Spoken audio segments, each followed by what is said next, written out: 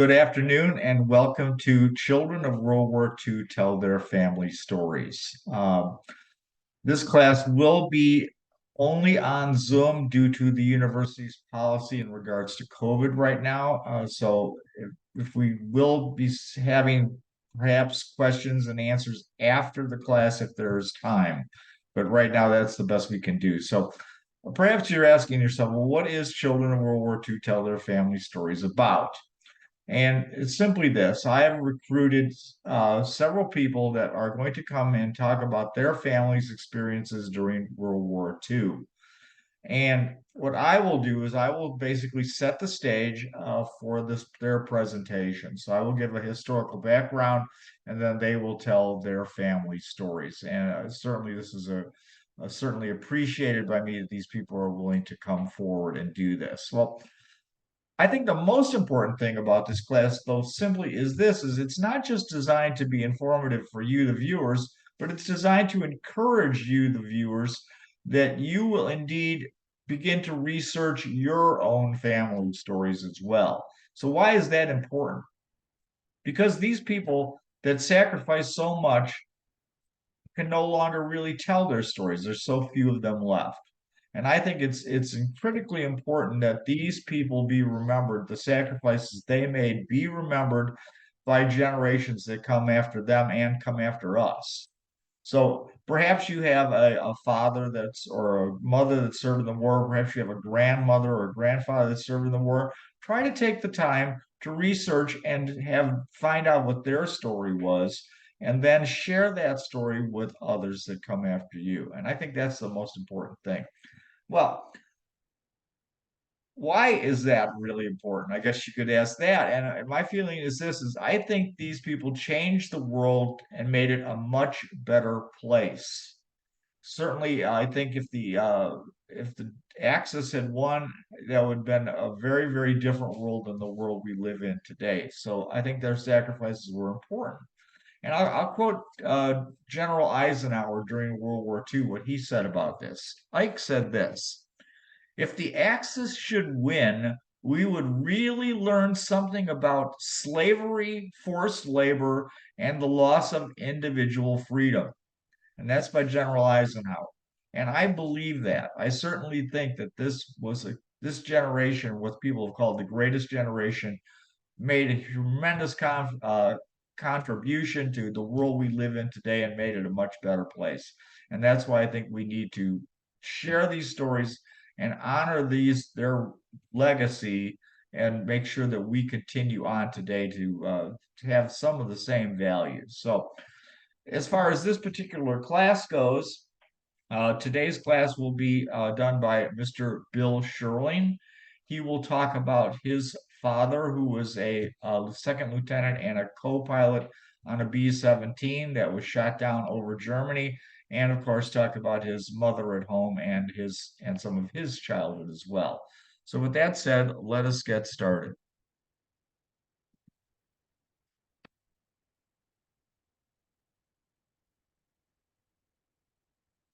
Okay, so we're going to talk a little bit about strategic bombing here, and we'll start out with that because we're talking about a bomber pilot. And quite honestly, the world airplane really becomes a fixture, it becomes important in World War One.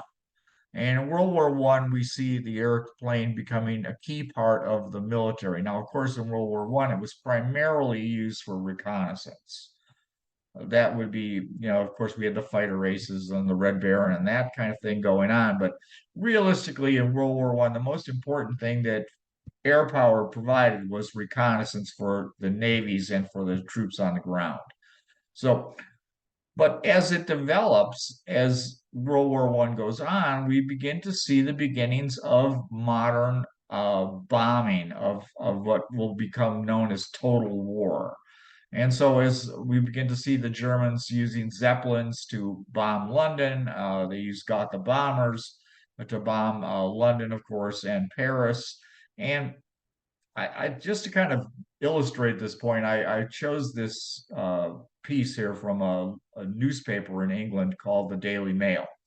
And the Daily Mail created a thing called the Zeppelin Fund. Now, this is, in my world, this is just a shameless way to sell newspaper subscriptions, but it just kind of illustrates the point of how this was seen at that time in World War One. And so the idea was this, that if you were a subscriber to the Daily Mail, they had a 10,000 pound fund to, if you were injured, or if your house was destroyed, or if you lost a arm and a leg, all these things were basically given a certain dollar amount, or pound amounts, in order for them to give you a payout if you provided you were a subscriber to the Daily Mail. I think this is relatively shameless, but it does show you that what was going on. But it also shows you in World War One, we were looking at them not to be really more or less just terror bombing. They would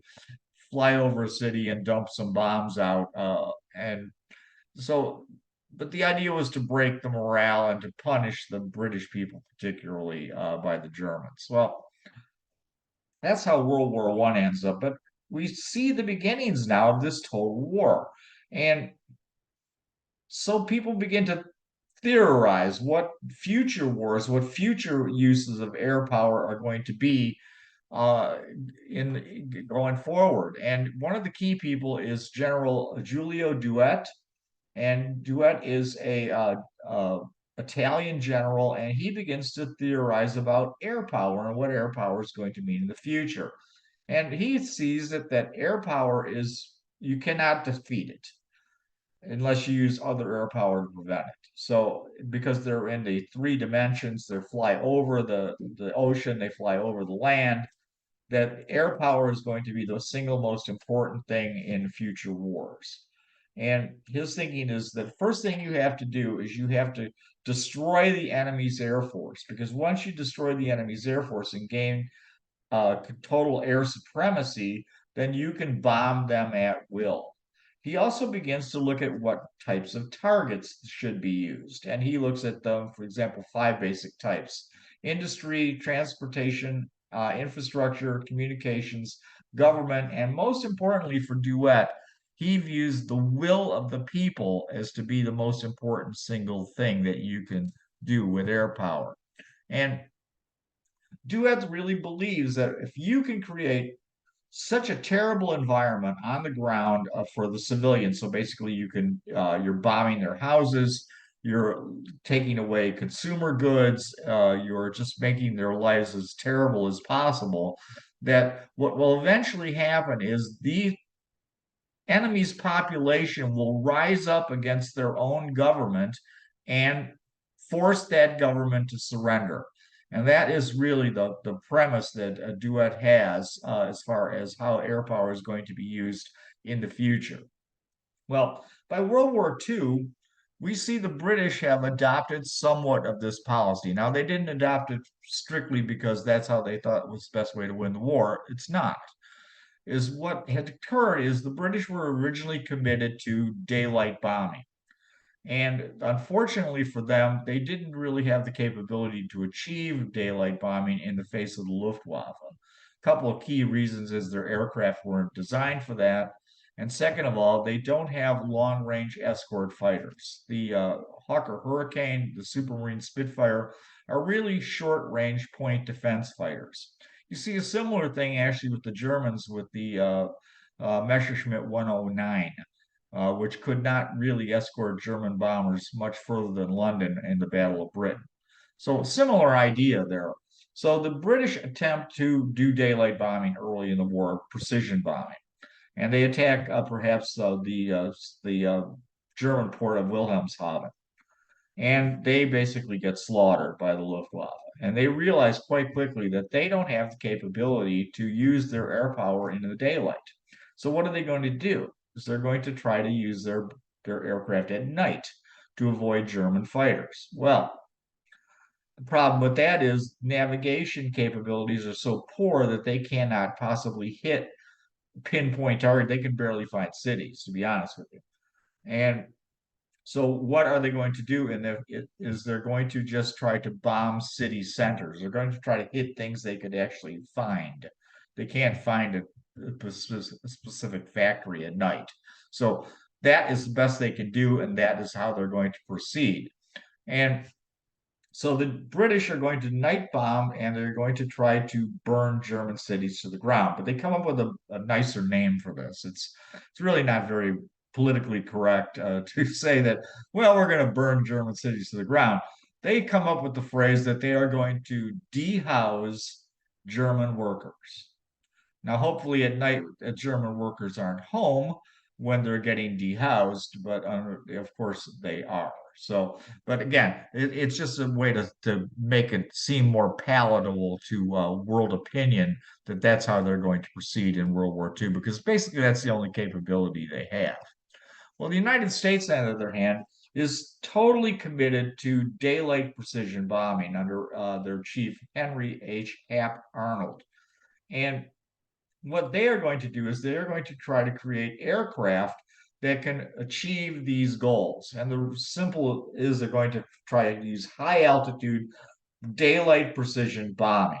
And we're going to create aircraft that we believe are going to be able to capable to doing this. And that would be the B-24 and of course the much more famous B-17 over Europe. And hopefully they would fly too fast and too high and be too well armed so that they could defend themselves in the face of German fighters. That's not necessarily going to be the truth, but that's what they're hoping to do with these. Very, very sketchy, I would say, how this came about. But that was the U.S. goal. They also came up with some other ideas, though, that I think are more pertinent to this, and that is they called in people from industry and said, what we're looking for is we're going to look for something called bottleneck targets. We're going to try to find a target that's made in maybe just a few factories that affects all kinds of other industries. And one of the first ones that they came up with was going to be ball bearings. And they felt quite honestly that ball bearings, because they're used in making engines and making airframes and making all these other things, that if they could destroy Germany's ability to make ball bearings, that they could cripple German industry by just attacking one small piece of rather than all of German's industry and be more effective. And they launched several raids at a city called Schweinfurt. And the Schweinfurt raids are caused tremendous amounts of casualties for the U.S. Air Force, the Army Air Force. And the Schweinfurt raids never really effectively destroy the German ball bearing industry. It's very simple that if you drop a 500-pound bomb on the roof of a factory, you blow a hole in the roof of the factory, you don't necessarily do that much damage to the machine tools inside that factory. So they're surprisingly more resistant to kind of blast damage capable at that time than you would suspect. Another piece, of course, is these places are heavily defended. We're taking terrible losses. Another piece that we didn't really plan on was that the Germans had quite a large surplus of ball bearings, and also they would purchase ball bearings from Sweden, which was a neutral country. So these Schweinfurt raids were not particularly effective. But the idea was, I think we'll see as this presentation goes on, the idea was actually quite good. Well, another piece that we don't really look at normally is with U.S. precision bombing is it's frequently the weather in Europe isn't particularly good. So with the weather not being particularly good, you have the situation where you can't see the targets. If you can't see the target, you can't drop pinpoint bombs on it. So once again, you're relying on radar to try to find these targets, which isn't particularly accurate with the technology of the 1940s. So what happens is because of bad weather, 50% of bombs dropped by the Army Air Forces in Europe are actually dropped using radar. So we attempted to do pinpoint bombing, but we never really could achieve it generally. Of course, there will be a big exception, which we'll get to. But so let's look at the aircraft itself that we created for this task. And probably the most famous is the B-17. The B-17, when it was designed, was extremely fast. It was able to fly at very high altitudes. and it was incredibly heavily armed. This particular G model is armed with 13 50 caliber machine guns. So the idea is there, but like any engineering piece, when you try to make things go higher, faster, more armed, you're going to have to make some sacrifices. And of course, the sacrifice made is going to be in total bomb load. So US bombers had a much lower bomb load than their British counterparts. So the British had more, could carry more bombs, but of course they didn't fly as fast and weren't as heavily armed. Always have these, problems with engineering. You can only do so much with the airframes that are capable. The Germans, excuse me, the Americans wanted to overcome this low bomb load by using a thing called the Norden bomb sight. Very famous. And they tested this in the Western United States under clear skies, under situations where nobody's shooting at you. There's no Luftwaffe aircraft coming to shoot you down. And the effects were quite good. But of course, when you put this into a combat situation, the results are not going to be as good as they were. But that is going to be compensated as the war goes on by basically just sheer numbers of aircraft. We're going to send a lot of aircraft over Germany to destroy their factories and burn their cities down. So Norden, again, is you probably have heard of it, but it's probably significantly overrated because of those factors. Well, what are the Germans doing?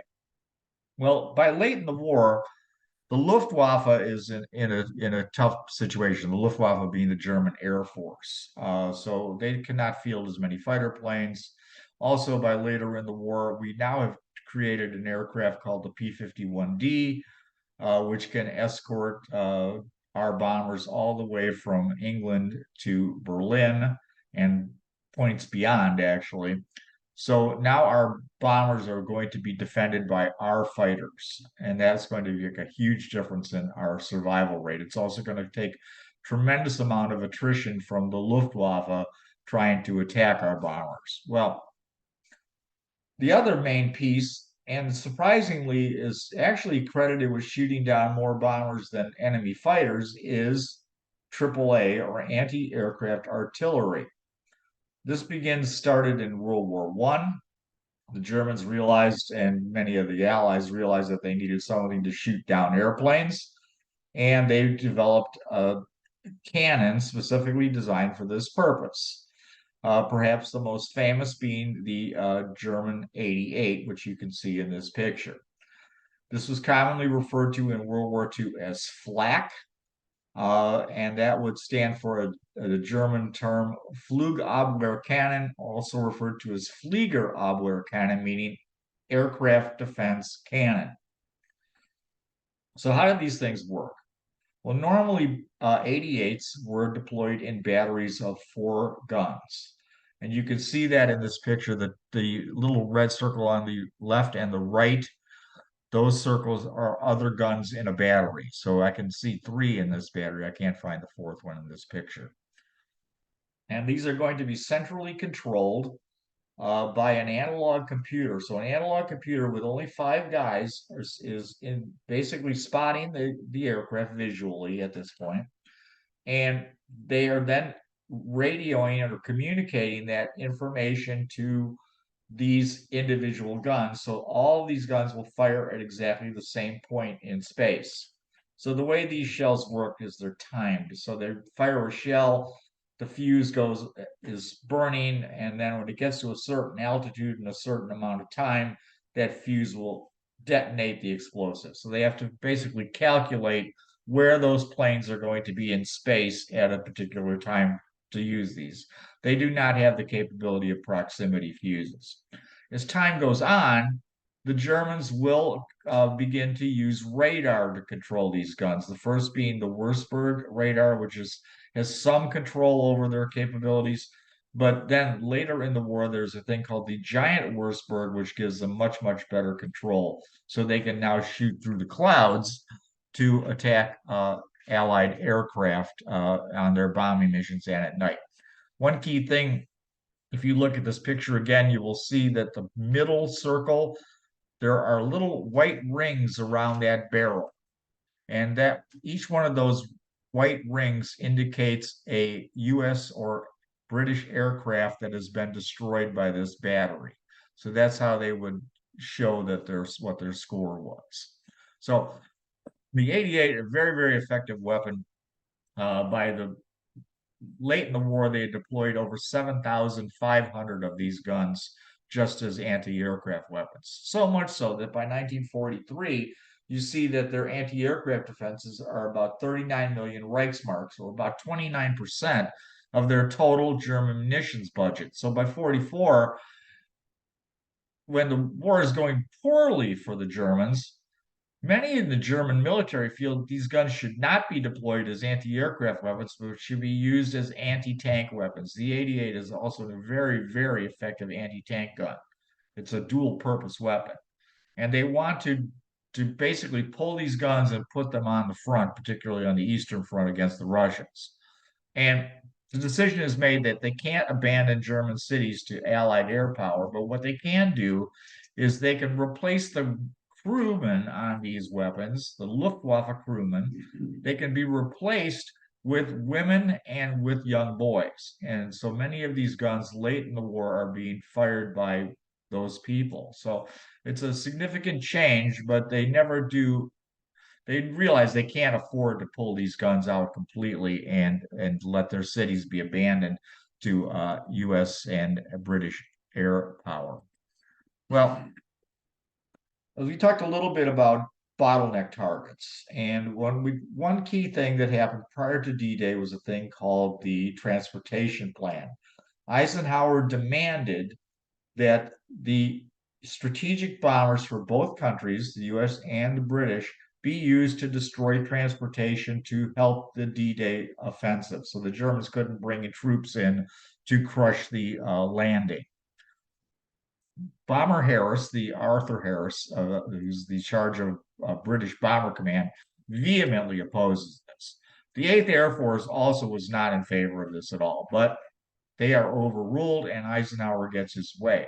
Well, after D-Day, a new plan is put in place. There's other plans as well, but the one that I think is most important is called the oil plan. The decision is going to be made now that we are going to do everything we can to destroy Germans' oil supplies and refineries. And this really becomes a key point when, in, I believe, mid-September of 1944, the Russians capture the Pulesti oil fields in Romania. So that is the largest single supply of natural oil that the Germans had. When that is lost, the Germans had planned for this, though. They had decided that they would create industries that would make synthetic fuel from coal. And one of the single largest plants of this capability was in Merseburg, and it's called the Lena Works. And the Lena Works is a huge, huge facility to create fuel from coal.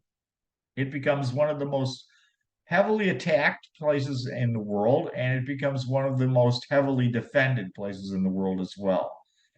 The Lena Works will deploy an entire Luftwaffe anti-aircraft division containing over 600 anti-aircraft guns controlled by radar and later and by this time in the war by the giant Wurzburg as well. And we will attack that. The U.S. Army Air Force will attack that 20 times.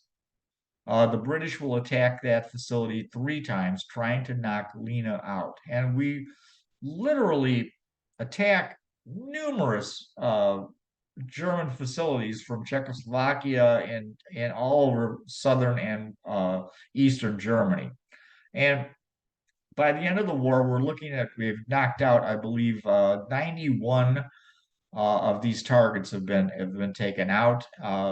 There's hardly any capability for oil left. The Lena Works itself is completely put out of operation by April of 1945. So we have basically used the oil plan to great effect to starve the Germans from fuel. And indeed, this is as was I think is the most successful single use of bottleneck targets in the European theater. Well, but we've talked about how the Germans were defending these things. And we have to understand that the casualties for these daylight raids were terrible.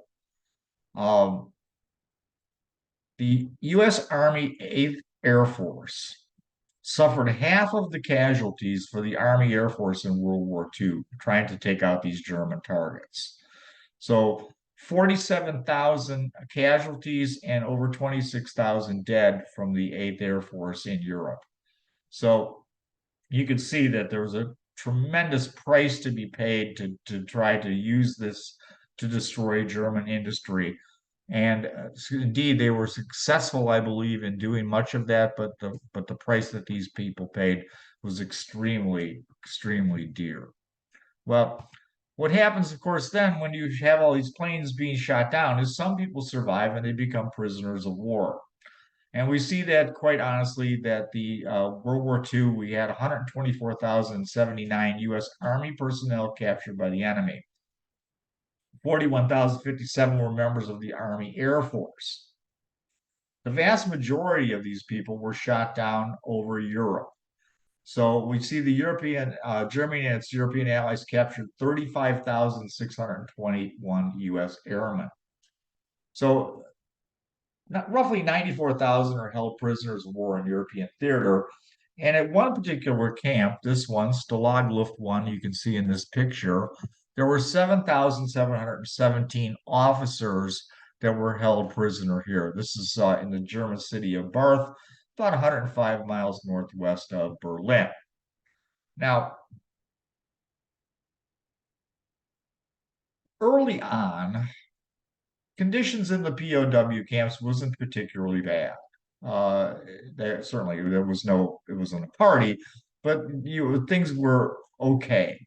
But as the war goes on and Germany begins under more and more stress, things begin to rapidly deteriorate in these camps. Now, I would have to say that it's much preferable to be in a German prisoner of war camp than it would be taken prisoner by the Japanese.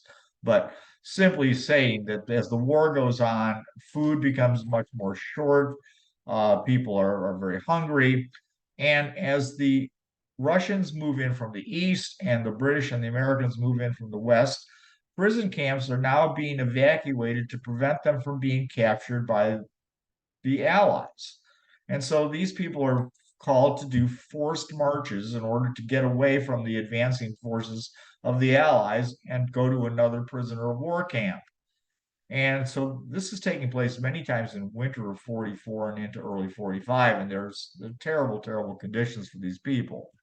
Well, at Stalag Luft 1, things go significantly different. The Soviets, it's very late in the war, by the way, and the Soviets are getting closer and closer to Stalag Luft 1. And the officer in charge of Stalag Luft 1, von Warnstedt, says that, okay, we're going to have to evacuate the camp, so you're going to have to all march out of here. And he goes to the senior Allied officer whose name is Hub Zemke, and Hub Zemke is a famous fighter pilot. And he goes to Hub, he goes, okay, you got to get all your guys ready. We're going to march out of this camp. And Hub had German parents and speaks fluent German. And Hub basically told him, no, we're not doing that. No, you guys can leave. We're staying here.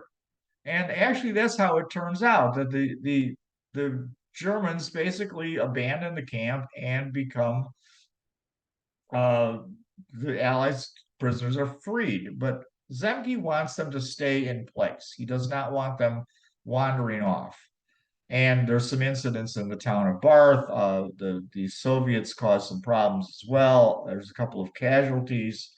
And Zemke is adamant that these people stay in camp. Now, about 700 of the Allied officers decide that maybe we're going to see if we can walk to the Allied lines instead of waiting around. And that's indeed what they do. But interesting to me is there's again more friction with the Russians than has previously happened. And the Kriegis, that's what the prisoners of war refer to themselves as, which is a shortened version of the German word for POW. They decide that they're going to hit the road and try to get back to the Allied lines. Now, As more and more problems occur with the Russians, what is finally decided is that they're going to take B-17, strip them down, and they're going to fly them into a small airfield at Barth, and they're going to evacuate this camp via air, which is what they did. So it's really interesting, I think, how this camp changed so much from other German Stalag camps, prisoner of war camps. How this one turned out very different with them flying out and with basically telling the Germans to get lost. I think it was a much more interesting than some of the other occurrences, but just a little historical fact there. Now, let us end with World War II coming nearly to an end, and there's a thing called the GI Bill. And the United States has a long tradition dating all the way back to the Revolutionary War of compensating military personnel for their time of service. So the idea was is that we've taken you away from your normal life. You could have been, doing other things to make money to have a normal life. We've taken you away from that for a set amount of time. And in order to compensate you for that, there were going to be things done. And one of the ones early on, particularly in the Revolutionary War, was to give people land. And that continued on until the mid 19th century. Well, by the end of the mid 19th century, there's not so much more land to be giving away. So the decision is then made that there will be compensation in monetary means. So, well, as World War One comes to an end, there's so many millions of soldiers that fought in World War One on the U.S. side that the idea is, well, maybe we shouldn't be compensating them very much. Well, veterans groups and certain members of Congress go, no, we need to give them a decent compensation for the time that they served in World War One. And that would occur as I believe it was in 1919 when some of this legislation was passed. That would be a bonus payment that would become due in 1945. Well, in the interim, what happens, of course, is the Great Depression. And now these people don't have jobs and they need the money. And they begin to go to Washington and create things called Hoovervilles. They refer to themselves as the bonus army, and it causes a significant amount of problems for the United States government. So much so that they call in the army, and some relatively famous people that I'm sure you've heard of will go in and break up these Hoovervilles, including Douglas MacArthur and George Patton. So, in order to avoid this, at the end of World War II, the decision is made to create this thing called the GI Bill. And the GI Bill is radically different. Rather than just cash payments, it's going to provide unemployment insurance for the first year that you are out of the military. It is going to provide monies to go to college, monies to get training, monies to buy a house. Certainly, it changes the United States tremendously. It creates a giant pool of well-trained, educated people that are going to lead this country into the future. So what we see coming out of World War II is the GI Bill and its tremendous effect on creating greatly improved human capital in the United States. And so we see a lot of what we owe today, and particularly post-war success of this country, can be directly linked to the GI Bill. Literally, millions of U.S. military personnel benefited from these programs. And with that, I would like to end my part of the presentation and introduce Mr. Bill Sherling, who will talk about his family and their part in World War II.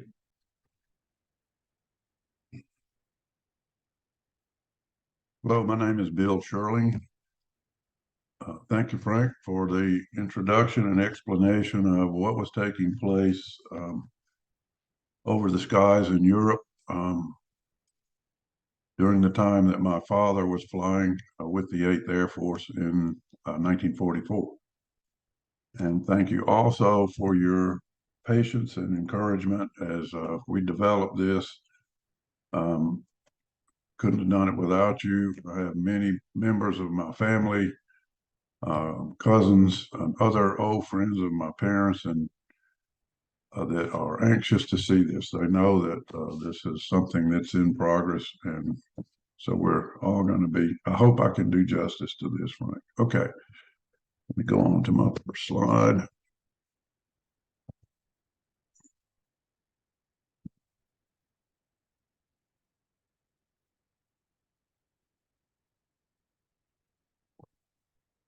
This picture, as you can see, was taken API, Alabama Polytechnic Institute campus on 8th of December of 1941.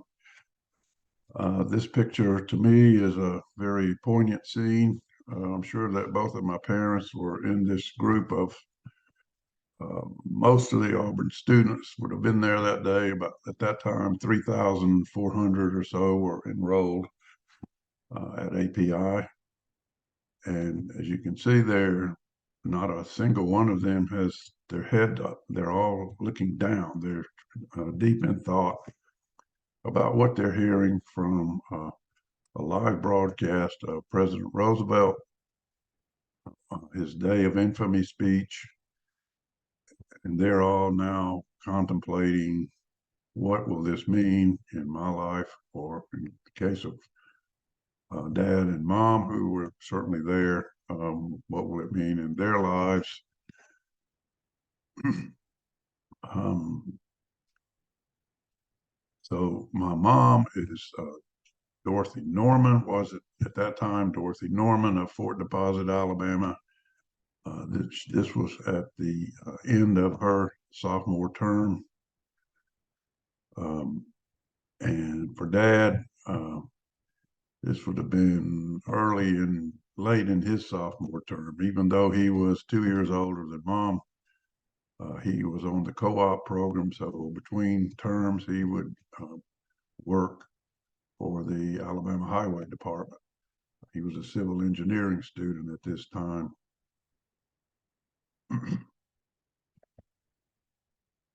This speech of the presidents before Congress that day would then be followed by another speech by Dr. Duncan, the president of Alabama Polytechnic Institute at that time. And he was encouraging the students to stay in school as long as you can, get as much education as you can, and to prepare yourself for the things that are coming next. So this slide was originally titled Boy Meets Girl, but I know some of the things that Dad arranged. His mom came to campus. He knew her and got one of his fraternity brothers who lived in her hometown of Fort Deposit, Alabama, to introduce them. And so he began to date her right away. And that means taking her to church every Sunday and holding hands at church. And it means Dad taking her to eat at his fraternity house, probably also every Sunday, and then occasionally when they had the funds, or when Dad did, going to the Tiger Theater in downtown Auburn and going to a movie. And as this term went on, Dad was, as 1943 went on, Dad was called into the services. He had got enrolled in ROTC because he had been informed by an advisor that if he would enroll in that, he would be allowed to stay on campus until he got his degree. So he spent the next term there believing that that would be the case, and was back at his studies and spending time with Dorothy. But as it turned out, he had he got a letter that said, you're going to be called up in 1 month, and a train will be coming through Auburn, be picking you up to take you to your next assignment, which I believe would have been this one in Nashville, Tennessee. This was the first stage of what turned out to be a 45 months training program to become a flyer for the 8th Air Force. In any case, he goes on up to Nashville, but he and Mom had already decided that they wanted to get married by that time. She accepted his proposal.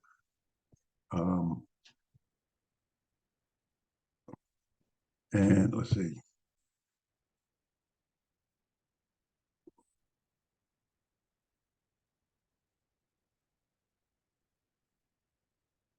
And so when he was in Nashville with doing this was called classification training, where the Army gives a lot of tests and decide what kind of unit you would be in. And out of that, Dad ended up in flight training, the initial phases of that training. And while there, in one letter that he wrote to Mom, he says, I see that chances are quite good that I'm going to get some leave in the next 10 days or two weeks maybe. And I think you can go ahead and order the invitations. So I suppose that happened. In any case, on this date here, July 17 of 43, they do get married. Dad is in uniform. And then following that, they honeymooned and, well, wouldn't quite call it that. They left on their wedding trip. First stop was Birmingham. They spent the night there in a hotel and then went on to Nashville and got some accommodations for Mom, I suppose, in another hotel. And then Dad had to go back into the classes that he was taking there at Nashville. That ended soon enough. And he was in training, as I mentioned. So there were at least 5 stages of this training. That first one being classification training, and then just ground training, and that took place in Miami Beach. So here, let me go to the picture on the right. This is with his, this is called primary training. So he's in an older plane, open cockpit, but it is a monoplane, 2-blade prop. And he's there with 4 other trainees. In the letter about this scene, he wrote that they had started with a group of 5 working with this instructor, but one of them washed out. And so these 4, I believe, completed the program at that level. The picture on the left is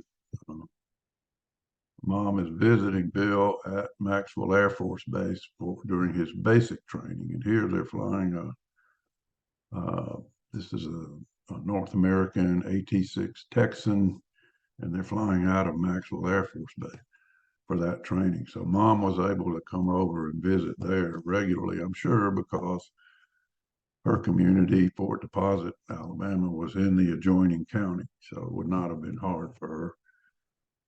I've seen the rest of the pictures that go with this series, and Mom had arrived in what appeared to be her Sunday best. But Dad has dressed her up in this flight suit, I guess for the sake of this picture, but I do love this picture.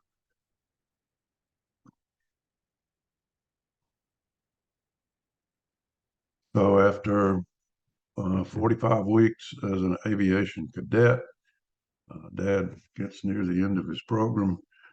The last phase of the program was it called advanced flight training. And that was in Stuttgart, Arkansas, where he had been sent to twin engine school.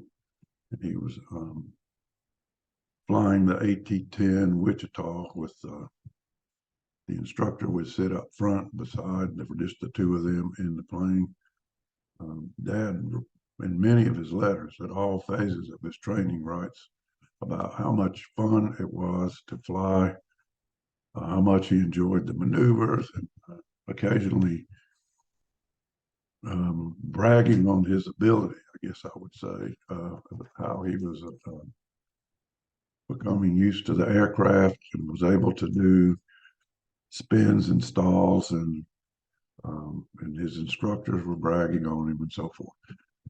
At the end of this, all this thing, and this is April 15th of 1944, Dad gets his wings, he completes the program and is ready to go on to, he becomes at that point a second lieutenant, and is ready to go on to the next phase of training with actual military planes. And by the way, I'll mention here that that's 4/15 of 44. I was born on the 4/7/44. So at this point, he would not have been, he's not seen me yet, which is, that's okay. He had to get this done.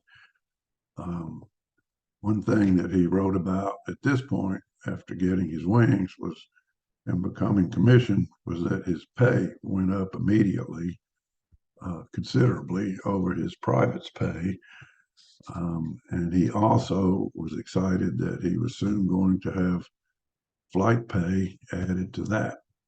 And he was happy to share that with Mom in a letter, and to say that how much of that, most of it, in fact, he was going to arrange through the pay office at his next base for that to be sent to her.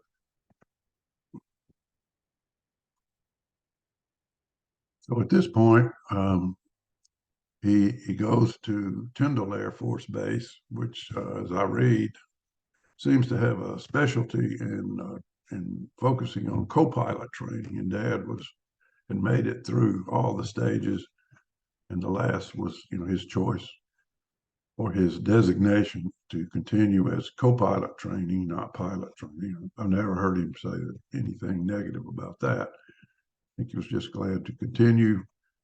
And he writes again after a few flights in a B-17 with an instructor, and I think some of these men who would form the crew later were also flying with him on these missions.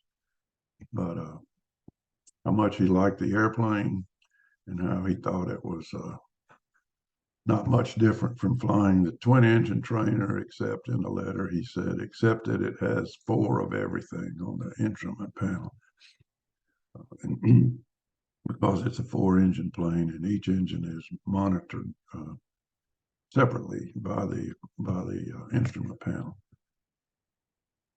So these are the fellows that will, before much longer, be going to Europe with him. The 4 officers are in the back. That's the man who is a navigator. His name was Olson. Second from left is Vermont Anderson from Minnesota. He was the pilot. Dad, co-pilot next, and Klasner is the bombardier. So that's the 4 officers, and then the 5th man in the back on the right is a man named Dudley Runnels. He was the flight engineer and top turret gunner. Down below are radio operators, other gunners, tail gunner, waist gunner, and ball turret gunner. So they are flying out of Tyndall for quite a while here. And these are practice runs. They get to fire the guns at targets the gunners do.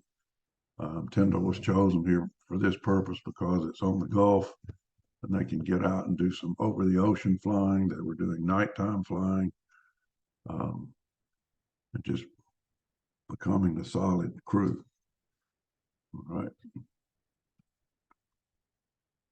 At the end of the training at Tyndall, they are, which that actually took, they were there about 2 months. And then they go to Savannah, and this is where they wait for their next orders. and they were there for about 3 to 4 weeks, I think. But again, they continue the practice flights, and those are, once again, are the 4 officers.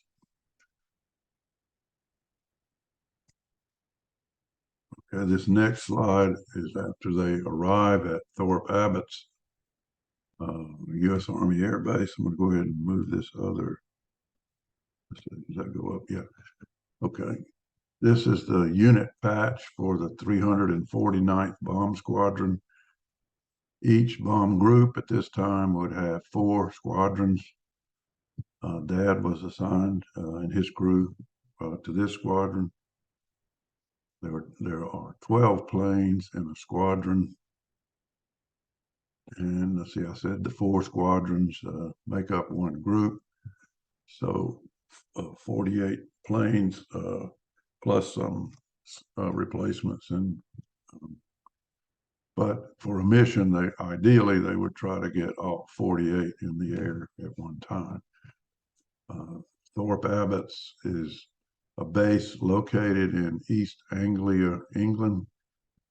It was considered as a perfect place to build a base or bases in East Anglia. It was open land, it was flat, and it was in the part of England closest to the European continent. Each of these bases was frequently, when you were in the literature, is described as like a small city with all the services and facilities that a town might have to support the flyers and the bombing planes.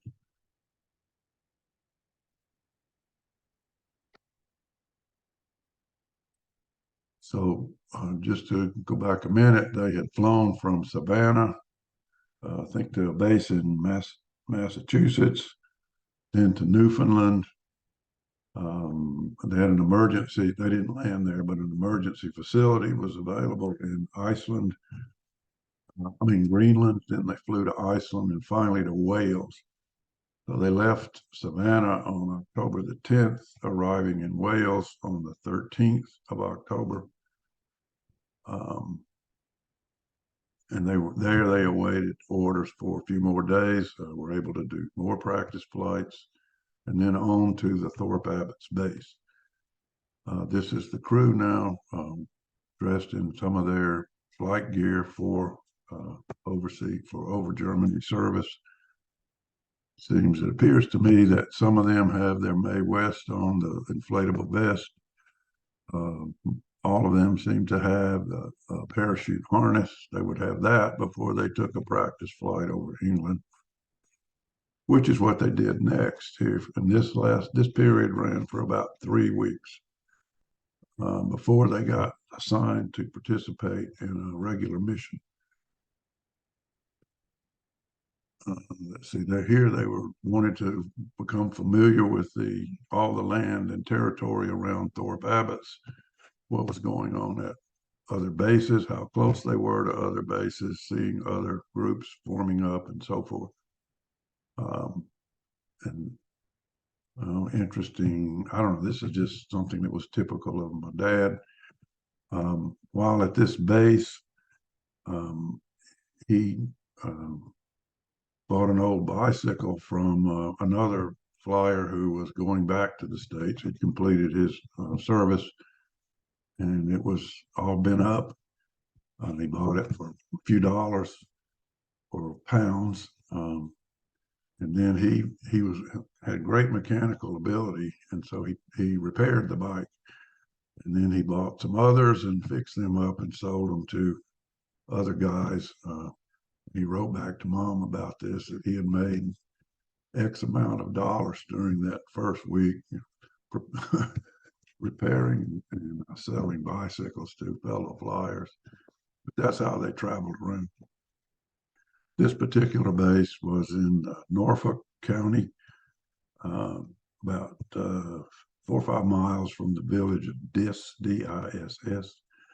So they could use the bikes for going into the town when they or on their own time.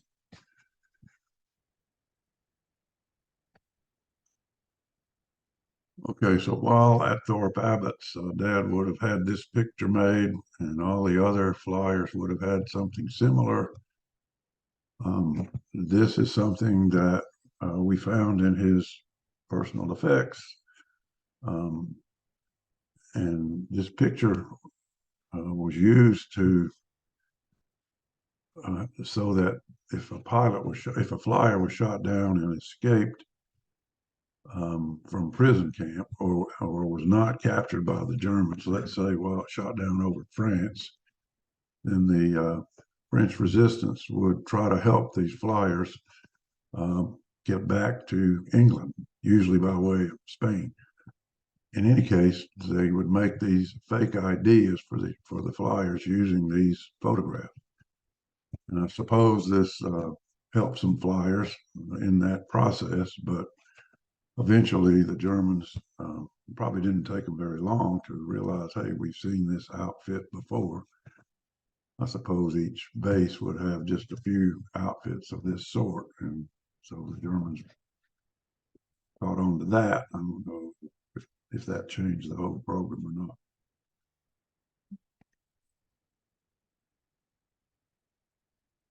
So now they are assigned to, well, this is Dad's fourth and last mission.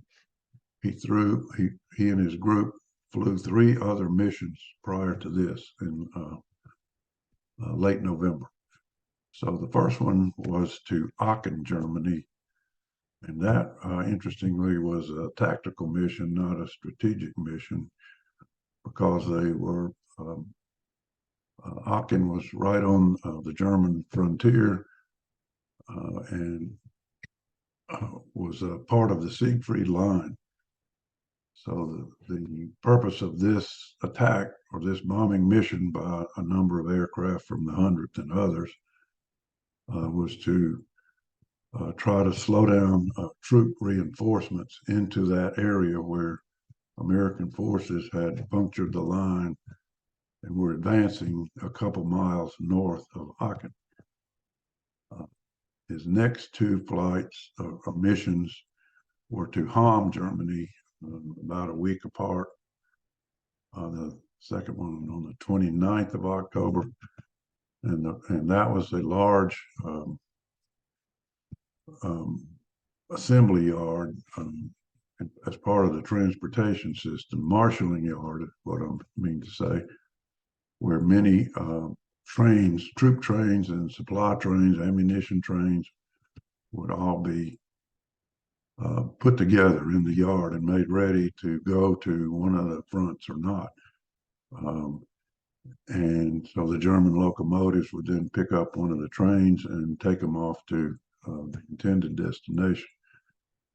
As Frank said, one of the campaigns at this point was to try to break up the transportation system just so they could prevent that process from happening, that is, reinforcements with troops and supplies at various points at the front. But on this 4th mission, the day after that second mission to Hamm, they went to Merseburg, to the Lena plant that Frank talked about. This was part of the effort to shut down the synthetic oil plants. And as he said, this one at Merseburg was the largest of all, the most heavily defended of all. I have read in one of my books that there were more aircraft batteries around this place than there were around Berlin. So this was, as I said, their 4th mission, and they were hit in the left wing, the right wing, and the plane started to lose control quickly. I remember Dad telling me after the war, when I asked him, when he would, one of the few occasions he would talk about this, he said he did see the wing just kind of break off between the 2 engines and fold up like this and go over the top of the plane. and then the plane immediately fell off on the other wing and started tumbling down.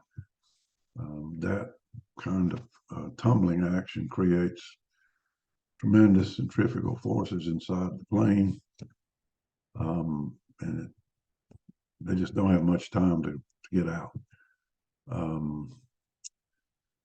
So there was somebody flying with the hundredths nearby, another one of the close formations that they flew at the time. When he got back to base, all these flyers would be debriefed, and the interrogators would take down all the notes to try to put all this together to make a complete mission report of what happened. So this person reported once back at Thorpe Abbotts that the plane was hit just after bombs away. The right wing burst into flames. The aircraft fell off on its right side, spinning down into the ground. It was almost completely in flames when it fell from the formation. 2 chutes were observed. And that's the end of the quoted part.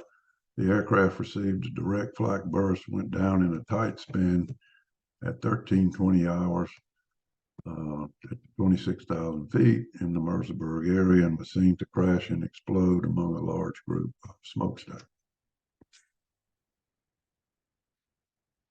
This diagram is out of a B-17 training manual, obviously titled How to Bail Out of the Flying Fortress.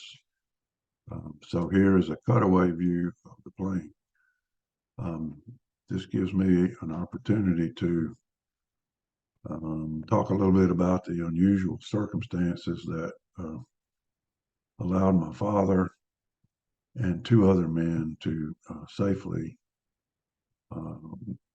leave the plane and parachute into the Merseburg area. We learned later from another book I have that a third person got out. A ball turret gunner on another plane flying nearby, who had a view downward, saw that there were in fact 3 chutes deployed. So what happened that day, as they were preparing to take off from Thorpe Abbotts, my dad is sitting in the right seat. The pilot, Dr. Anderson, always sits in the right seat. The top turret gunner stands behind them, and he is also the flight engineer. Let's see, here's the navigator down here, and the bombardier in the nose of the plane. This open area in the middle is the bomb bay. All the bombs by this time have been dropped. Of course, the bomb racks are not depicted here, but this was a way that if the bomb bay doors were open, the flyers could leave the airplane. So when this was the entry point, this little door, this hatch. All of the 4 up front had to reach up above and grab this opening above the door, swing their feet up in there, and enter the plane that way. Then they were either unhook their chutes if they were hooked onto their front, or put them under the seat. Anyway, they did not wear their chutes generally when they were in the plane. That's why you see these little figures where the dinghy, the rubber dinghy, and the chute for the tail gunner in the back there, for example, are near him. So anyway, as they're ready to take off, Olson, the navigator, who was a tall man, crawling down into this area, and his chute harness got hooked on some part of the metal interior of the airplane. Dad and the pilot are sitting up there, and they're warming the engines and getting ready for their turn to get in line to join the formation as it lines up on the runway. So Pilot Anderson tells Dad to go down there and get Olson free from whatever his entanglement was. So Dad goes down there, gets that done in order to move around himself. once he's down there, he takes his chute off and puts it down in that floor area, I suppose. Then he gets Olson free and hurries back up to his seat because Anderson is calling him and says, "Please get back here. We're ready for takeoff." And the co-pilot's assistance is necessary for that operation. So then over Merceburg, the plane is hit, the wing drops off, the plane begins to tumble.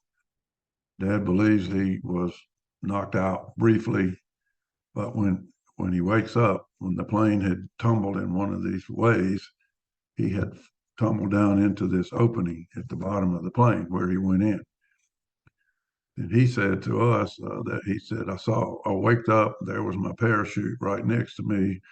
I clipped it on my harness, kicked open this door, and jumped out. So somewhere in all of that, Olson got out and Runnels, the top turret gunner. So 3 of the 9 men on the plane that day were able to parachute to safety. The other 6 members of the crew were lost that day.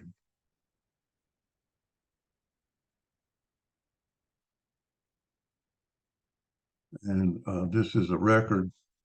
I think that I believe I found this one at the website of the 100th Bomb Group. But it shows there, for example, here's Lieutenant Vermont O. Anderson, pilot killed in action. And then the next one is,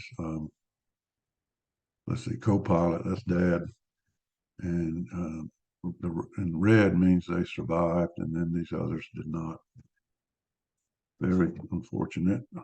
Dad knew these men well and had great respect for them. And when the war was over, and he was back home, he wrote letters to the wives and or families of all these people.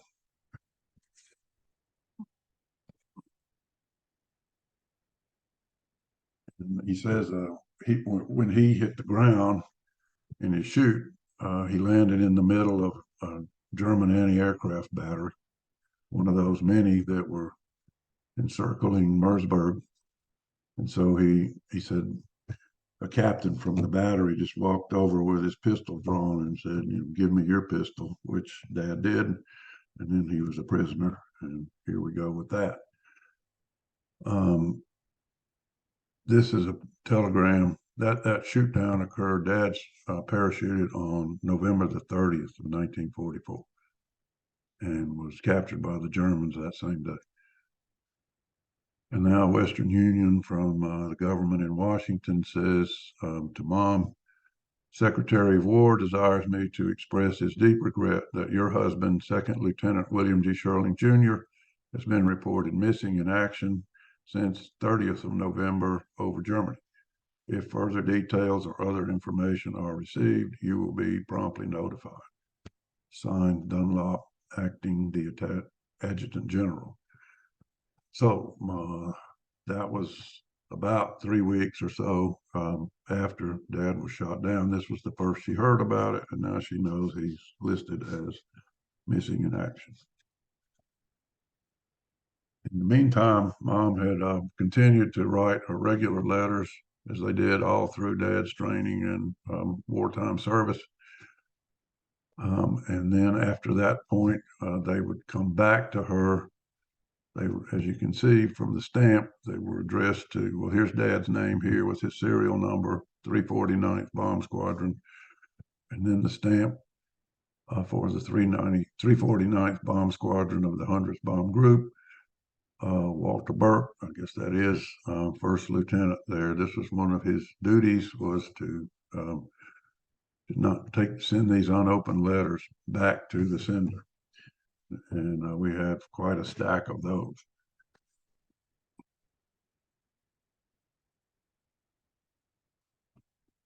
This next communication is from the office of the station chaplain of the 100th Bomb Group.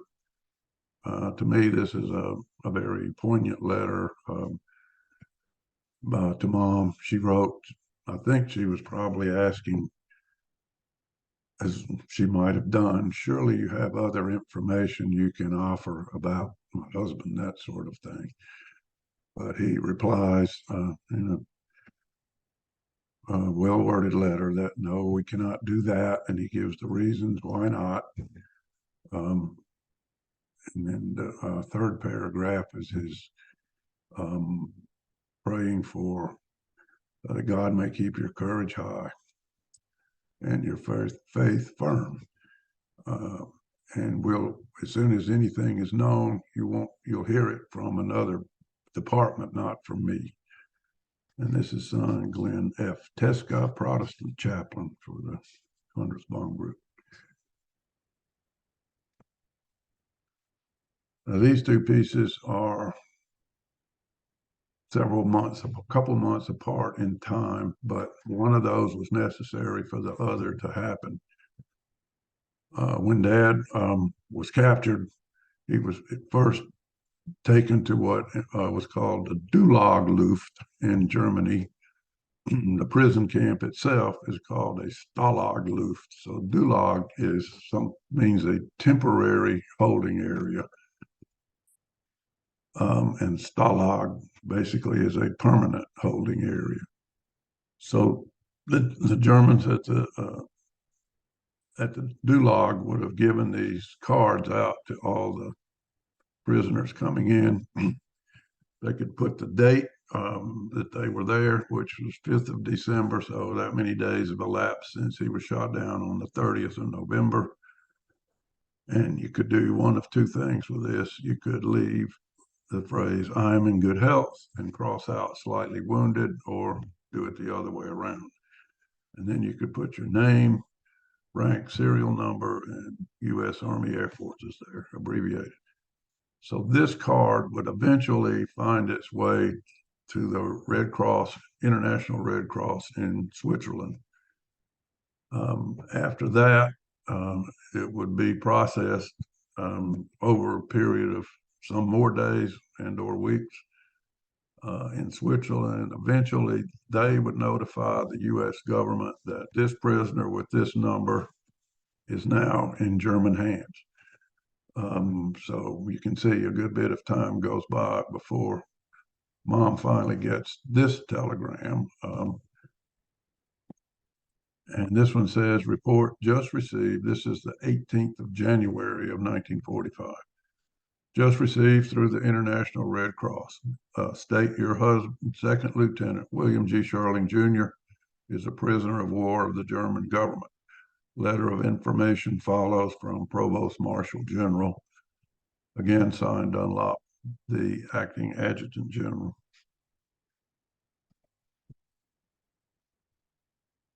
So the War Department would send out that information about to the hometown paper of people who had received that that kind of telegram that the person was no longer missing in action, but was now known to be a prisoner.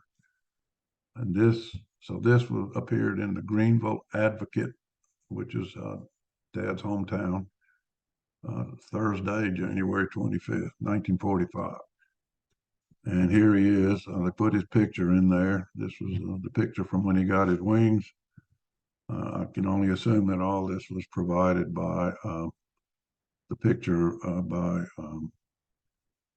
the War Department. And then this text is probably just written by the paper. But what good news. Lieutenant William George Sherling Jr. is safe, reported missing several weeks ago. His wife was notified last Friday by the Red Cross that he is a prisoner of war of the Germans. And this paragraph is kind of funny. Lieutenant Sherling, one of Greenville's most popular young men, is an Army pilot. And when the news was received here that he was safe, the word spread throughout the city and was received with joy. And then it goes on to say that he was a graduate of Greenville High School and student at Auburn and had volunteered for Air Corps training had been overseas only a short time when a plane was lost over enemy territory. His wife, the former Dorothy Norman, and little son, William George III, are residing with her parents in Fort Deposit. His grandmother, Mrs. Eugenia Shirley, lives in Greenville. Okay. And then I wanted to mention also that this paper brought very good news to our family, but you can see from these other pieces that are written on, that are included on this small portion of the paper that day. There are three people, three more men from Butler County or Greenville who did not survive. And then when I opened the paper, the rest of this, again, last night, just to see, there were, I think, three more who were also reported as killed in action that day. A lot of this was on the ground fighting in Europe, going through Luxembourg and Belgium, and then several others wounded, and one or two seriously, and were being returned to the States. So that was the way it was in the war at that time. Many families receiving unfortunate news. Okay,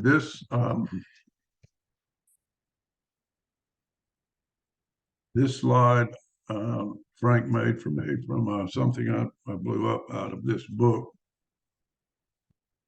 This is Lieutenant Colonel Zimke's Stalag. He wrote this history of his time at Stalag Luft 1, where Dad was at this time, as of early January of 45.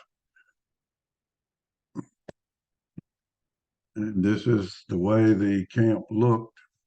As Frank said, it was just within a few miles apart. And this is oriented to north.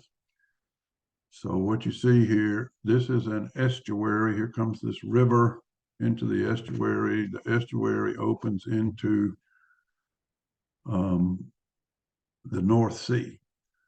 And the Germans selected this area for this big camp because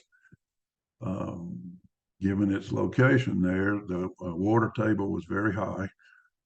So that would discourage any effort at tunneling for prisoners to escape.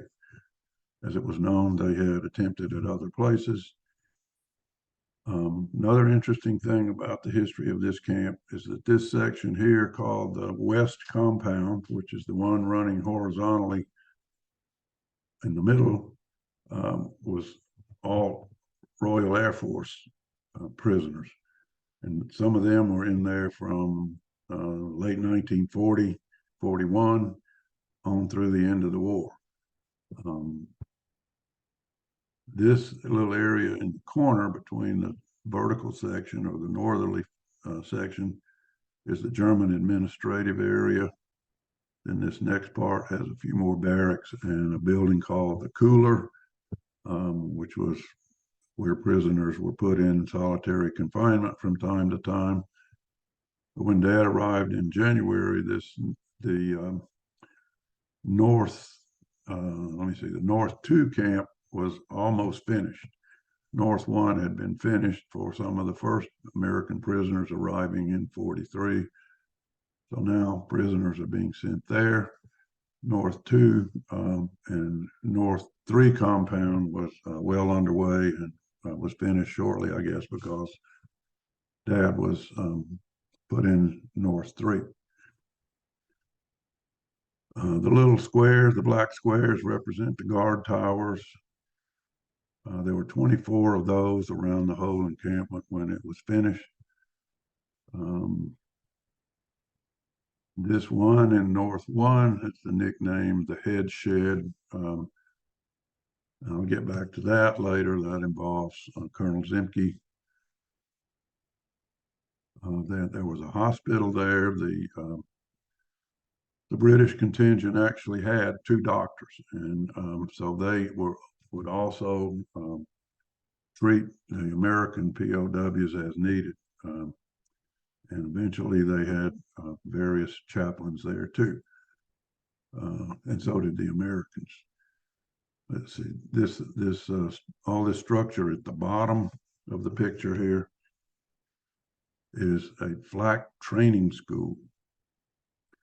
And there were both men, older men usually, and women were being trained to operate the flak cannons there. I read a little something about this being against the Geneva Conventions or in opposition to those because they had a military installation in very close proximity to a prisoner of war camp.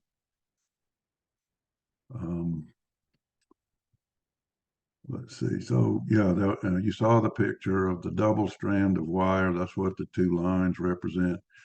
There were two 10-foot tall barbed wire fences all the way around the camp, separated by 4 feet of open area between them, but then that open area was filled with entanglements of barbed wire at the ground level to prevent people, prisoners, from attempting to escape by cutting and crawling through the fence.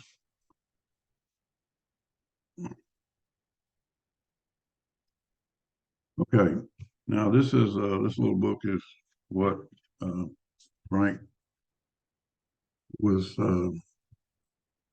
I guess I could say, excited about, or certainly encouraged me once he saw this to go ahead and try to tell this story. So while Dad was in prison camp, he made this little book. All the prisoners made things out of the metal cans that were in the Red Cross parcels. The Red Cross parcels were sent by the thousands overseas to try to supplement the diet of the prisoners, what things they were given by the Germans. So on the front, I think this little cardboard piece would have been one of the individual boxes that wrapped a single parcel that would have been packed in wooden crates, a number of these parcels. In the parcels, there were powdered milk, toothpaste, canned meats, some like salmon, tuna fish, I don't know, various kinds of things, all sugar, coffee, cigarettes. 5 packs of cigarettes were typical for one of the Red Cross parcels. By the way, those items were used as trading, kind of like money in the prison camp, swapping chocolate and cigarettes and coffee for other prisoners who wanted something else that you might have. Same applied to the guards who were willing to accept some of those as a bribe to bring something into the camp. I think in Dad's case, it might have been the fountain pen with which he wrote this booklet, which he kept his daily record. Anyway, the front of this reads, if found, please mail to Bill Shirling, Block 7-3, which means Barracks Building 7 in North 3 compound. Fort Deposit, Alabama, USA, letters to my wife, he called the book. And then I never quite understood this, but he wrote, censored by Lieutenant G. Shirling Jr., Second Lieutenant, Air Forces. I saw 1 or 2 spots in here where he crossed something out, but I just thought it was because he made a mistake in his printing or something. And in fact, the officers here in each barrack had to take turns censoring each other's letters that were going out of the camp. That was just standard practice, and it'd be somebody's turn to do it for a week. The little booklet begins with these pages where Dad wrote down names and home addresses of all the other flyers that he met in his compound during the time he was there, who were from the state of Alabama. These were people he hoped to be able to contact later on. And as you can see, the paper that he wrote on was the cigarette packs from the Red Cross parcels, which were unfolded and flattened out. And then you see this metal part at the top of the booklet, that's part of a clamping mechanism that he made that would squeeze the pages together. And here, many years later, it's still intact. His very neat printing from his engineering training can be seen there.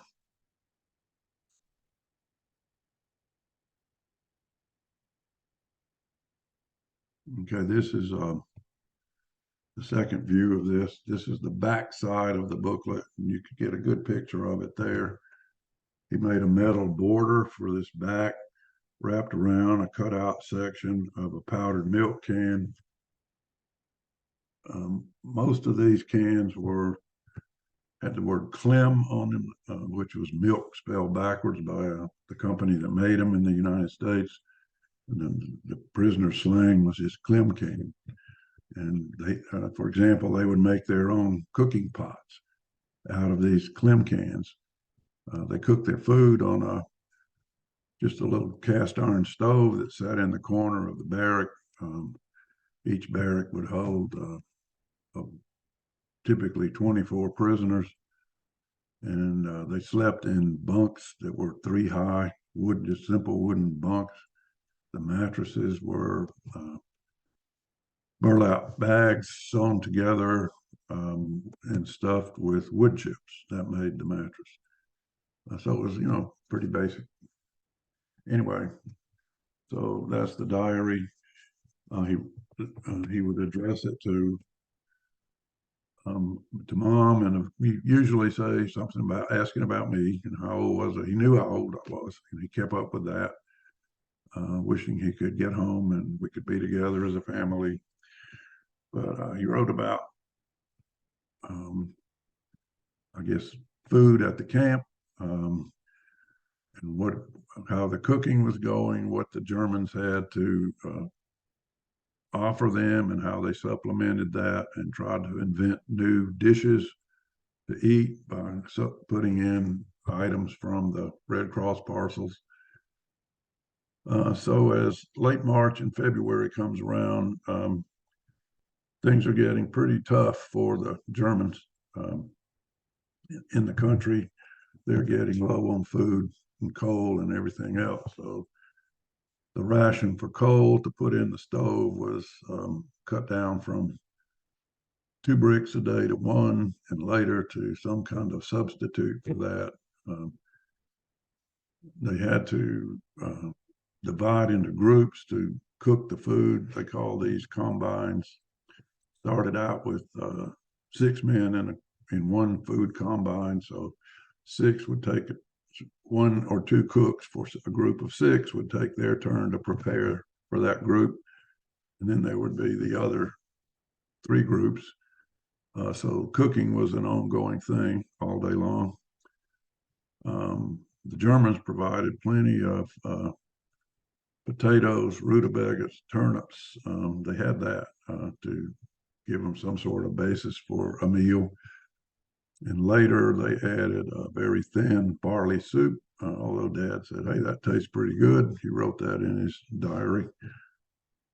Anyway, Dad also wrote about the fact that the men would become irritable from the being shut in there all this time. And really, a lot of times in that winter of 44, 45, the weather was extremely cold up there at the northernmost point of Germany, almost right on the Baltic.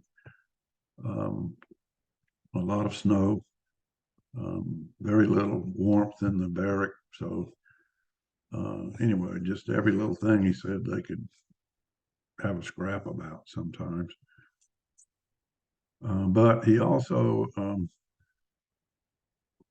interestingly to me, uh, he wrote about future plans. So what to mom, this is what we're going to do when I get back. We have to go back to school. They had both stopped after they got married because I was on the way. Born in April of 44. So mom actually followed dad around to a number of the training camps, and she would take a job like as a waitress or something like that, and near town. And then they could be together on some evenings when he had to leave, which apparently was not much. But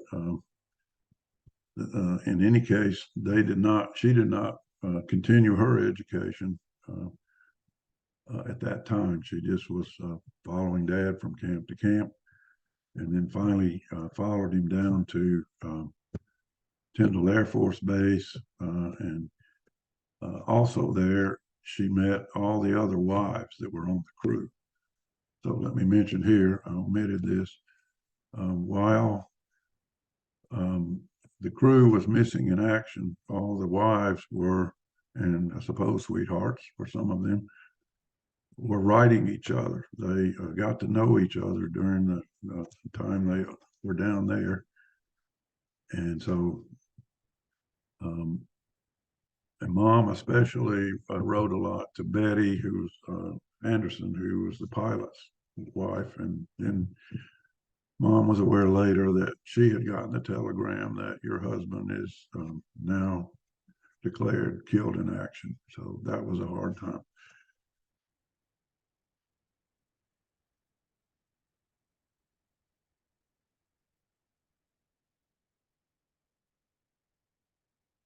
Again, I'm going to refer to Colonel Zemke and his book.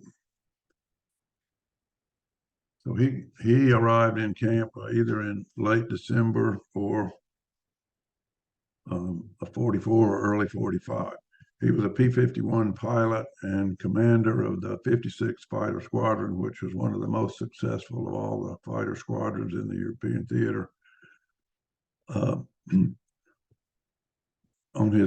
He really took he led a mission he shouldn't have led right at the end when he got orders to leave his command, and they wanted him to go do other work in the Air Force, a different assignment altogether, out of combat. So he gets a flight together, and 8 P-51s take off to have one more go. And then the whole group encounters a terrible thunderstorm, and they just fly right into it. And then the planes, the 8 P-51s are tossed all around inside this thing. It's very violent, as he describes it. And then a wing breaks off his plane. And so he has to parachute. Similar things happen to several others. I think one died as a result of this mission. But so this Colonel Zemke now ends up in German hands. And then he is brought to Stalag Luft 1 after his time at the Dulag. And almost immediately, the other people in leadership positions at the camp know of him because of his prowess in his unit. And so they call him into the building that they had nicknamed the head shed, where the leaders get together to make plans. And they say, when were you made colonel? And he tells them, and they all go, great, you're the new what's a superior allied officer at this camp now. The other colonel was made colonel after you. So you're the man now. And so he takes over the official leadership of the camp. And as Frank said, he has German parents, and his German is very good. he can communicate with Vernstedt, the commandant of the camp. And now Frank told you the story of how he said, no, we're not going to march. And incidentally, another group of prisoners had been marched to Stalag 1 from Poland, I think about 200-mile march they had to undertake in pretty brutal weather conditions. Some of them died because they were all underfed and weak. But they arrive at the camp and they have to squeeze them all in there. So this is another, I think it was around 700 to 800 more people come in the last 5 or 6 weeks that they're there. But Zemke makes all kinds of arrangements. He maintains a military discipline and respect for rank. And all that goes pretty well. And then the Russians get closer, and then they get some units that, as Dad described it, one day we saw this tank come over the hill. It was a Russian tank, and it's doing what this fellow's doing in this drawing in this last paper produced at the camp. And he drove over the fences and flattened them down. Dad said.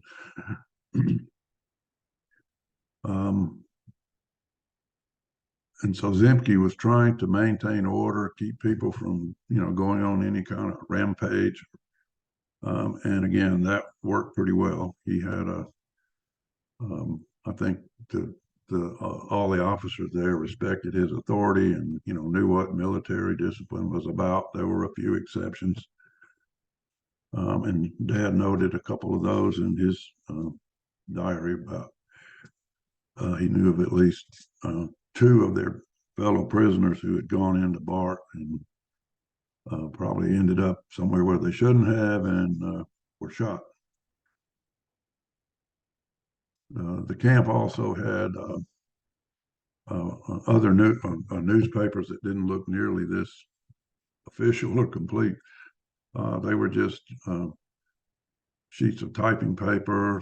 I think the Brits managed to get a typewriter, and so did the Americans, and they would type out a 1-page little paper every so often, which was called the powwow, which stood for prisoners of war waiting on, I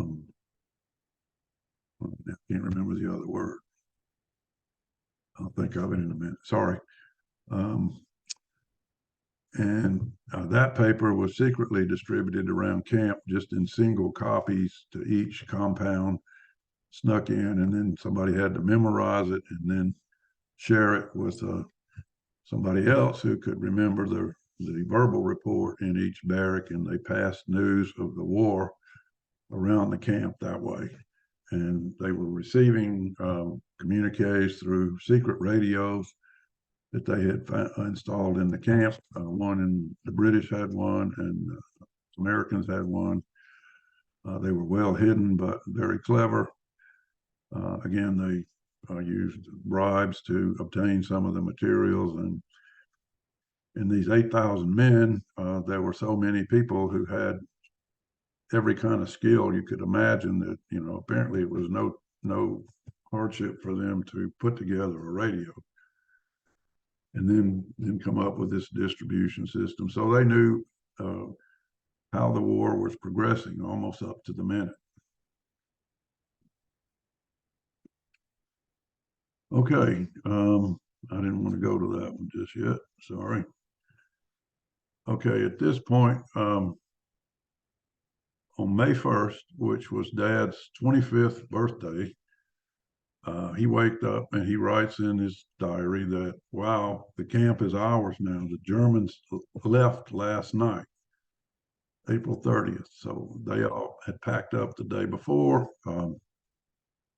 and just filed out, just as Frank described, and walked to the west, headed for Allied lines. They did not want to fall prisoner to the Russians.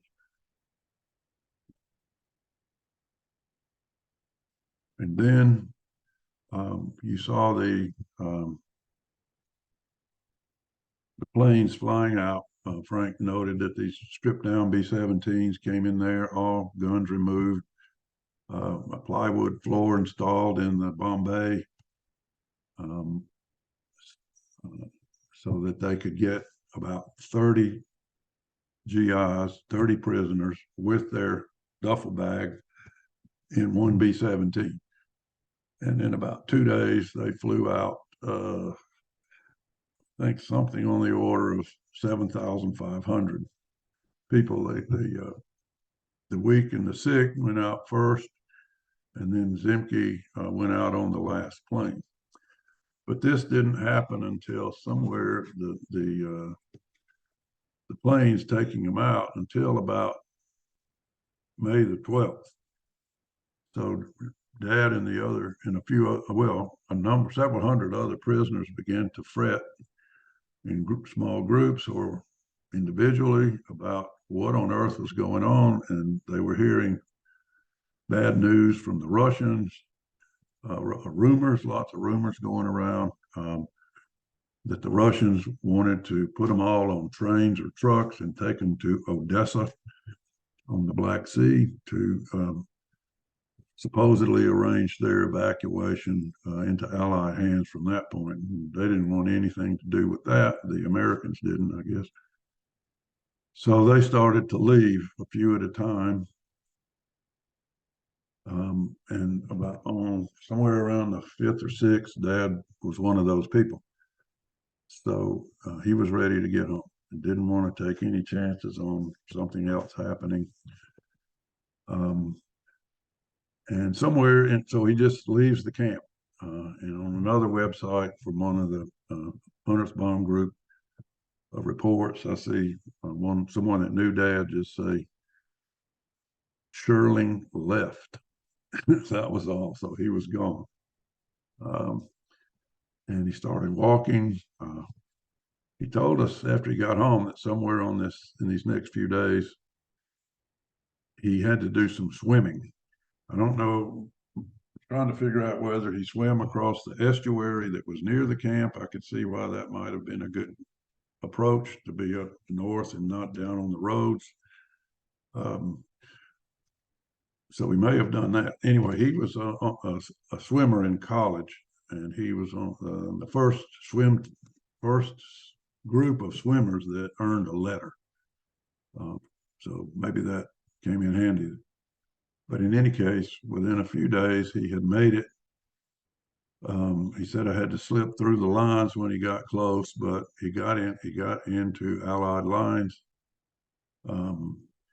Said he walked for those 4.5 days after the swimming episode, I guess. And somehow he was carrying this little book with him. As far as I know, I don't know how else it would have gotten home, this thing. Because we have it today, and he wanted us to have it.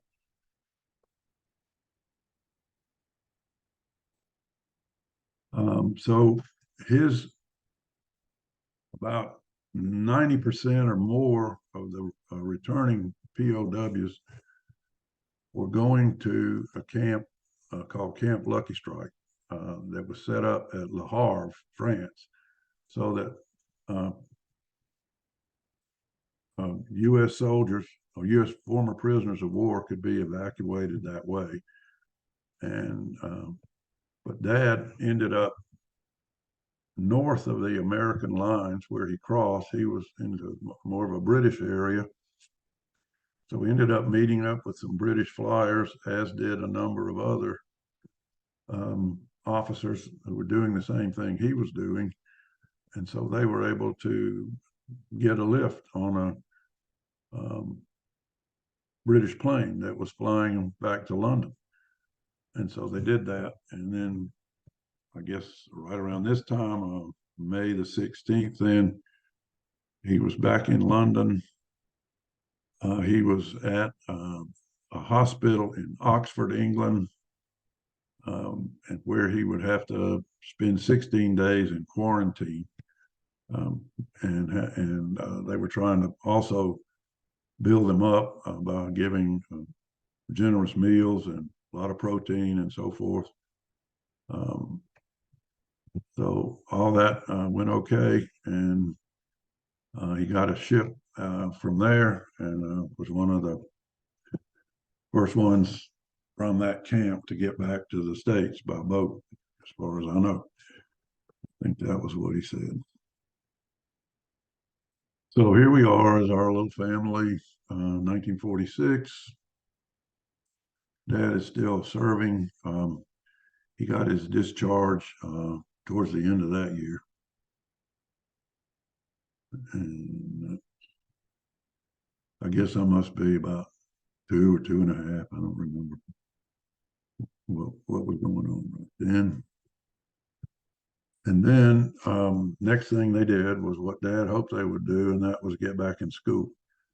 Mom had been studying originally home economics demonstration. I don't know if her degree was changed at that point to just regular home economics, but anyway, part of that training, the home economics curriculum required students to live in this home management house.